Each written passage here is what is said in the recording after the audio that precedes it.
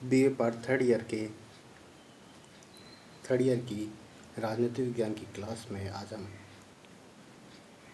Machiavelli topic में से पुनः जागरण का शिशु या अपने युग के शिशु के बारे में चर्चा कर रहे थे, जिसमें हमने 2 पॉइंटों का अध्ययन किया था, जिसमें 1 नंबर पर मानवतावादी विचारों का प्रोत्साहन था और दूसरे नंबर पर नैतिकता, आचार तथा राजनीतिक से पृथकता पर हमने चर्चा की थी। इससे पहले हमने मैकियावेली के जीवन परिचय, रचनाएं आदि के बारे में चर्चा की। आज हम आगे के पॉइंट, जो 3rd नंबर का पॉइंट है, उसके बारे में अध्ययन करेंगे, जो कि है राजनीतिक निरंकुशता। अब जो पुनः जागरण का जो काल था, उसमें भारी राजनीतिक परिवर्तनों का काल के रूप में हम देखते हैं, यह माना जाता है। जो शक्तिशाली शासक थे वे निरंकुश राजतंत्र स्थापित उन्होंने कर लिए थे। सारी शक्ति थी वो राजाओं के हाथों में केंद्रित हो गई। मैकियावेली ने एक केंद्रीय सत्ता की स्थापना पर बल दिया और शक्ति की सर्वोच्चता या निरंकुशता की पूजा की। उनके अनुसार शक्ति का औचित्य शक्ति ही है और कोई और नहीं। इस प्रकार मैकियावेली ने राजनीतिक जो निरंकुशता थी का उपदेश देकर इस युग में प्रारंभ किया, जिसे आजकल की राजनीति में हम शक्ति की राजनीति कहते हैं। अगला पॉइंट, राष्ट्र का नज़रिया। इन्होंने अपनी जो विचारधारा थी, ये राजनीतिक विचार थे, तो उनसे लोगों में राष्ट्रीय भावना को जगाया। उन्होंने प्रेरित किया, मोटिवेशन किया लोगों का। उन्होंने लोगों को राष्ट्र के निर्माण, राष्ट्र के लिए, राष्ट्र कल्याण के लिए मोटिवेट किया। इसलिए उन्हें राष्ट्र का मसीहा के रूप में हम देखते हैं। अगला पॉइंट 5वां, बुद्धिवाद की प्रतिष्ठा।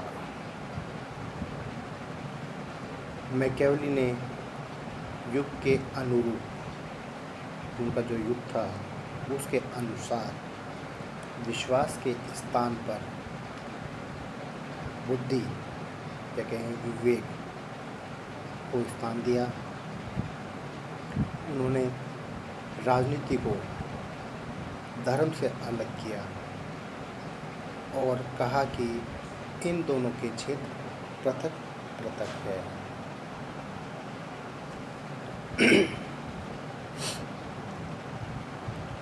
मैकियावेली सभी दृष्टि से पुनर्जागरण का शिशु। पॉइंट नंबर 6, संप्रभुता का सिद्धांत। संप्रभु से तात्पर्य है जिसके अंदर सारी शक्तियाँ समाहित है, या कहे राजा वो सभी सर्वे सर्व। मैकियावेली ने राज्य को सर्वोपरि सत्ता माना और राज्य की जो संप्रभुता पर लोगों की आस्था कायम की, कि राज्य को सर्वोपरि या सर्वोपरि सत्ता मानकर जो राज्य की संप्रभुता थी उस पर लोगों की आस्था कायम की या मोटिवेट किया या उसको मानने के लिए प्रेरित किया। यह राजा को निरंकुश एवं शक्ति युक्त देखना चाहता था। मैकियावेली कहता कि राजा को निरंकुश और शक्ति युक्त देखना चाहता था।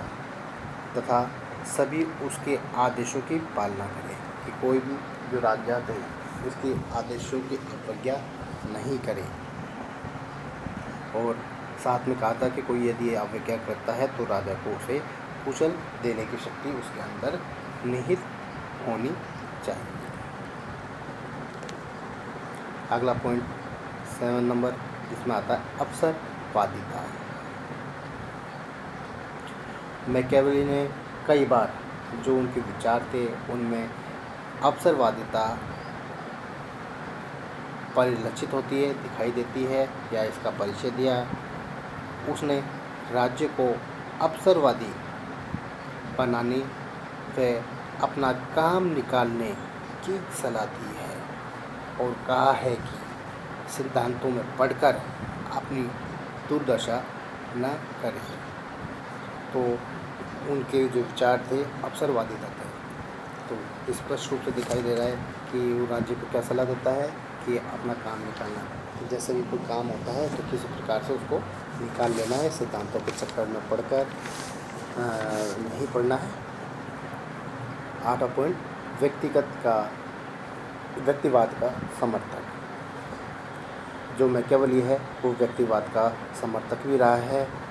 उन्होंने पुनर्जागरण के उद्देश्य को सामने रखा और व्यक्तियों में पुरुषार्थ की भावना, जगत में कुछ करने के लिए प्रेरित, यश और सम्मान प्राप्त करने के लिए हमेशा प्रोत्साहित करते रहे हैं। किनको? लोगों को सामने कौन कौन सी बातें रखी?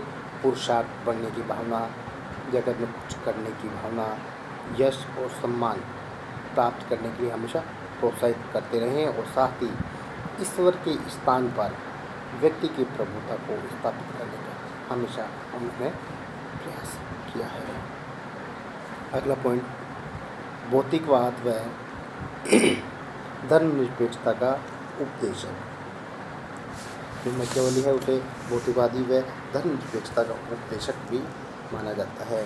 उन्होंने कहा कि भौतिक जो सुख है प्राप्त करने के लिए हमें सारे प्रयास करने चाहिए, कि जो भी भौतिक सुख हैं हमें प्राप्त होने चाहिए, उनके लिए हर प्रकार के प्रयास करने चाहिए। ईश्वर तथा धर्म कल्पनाएं वो हैं, वो केवल एक कोरी कल्पनाएं होती हैं।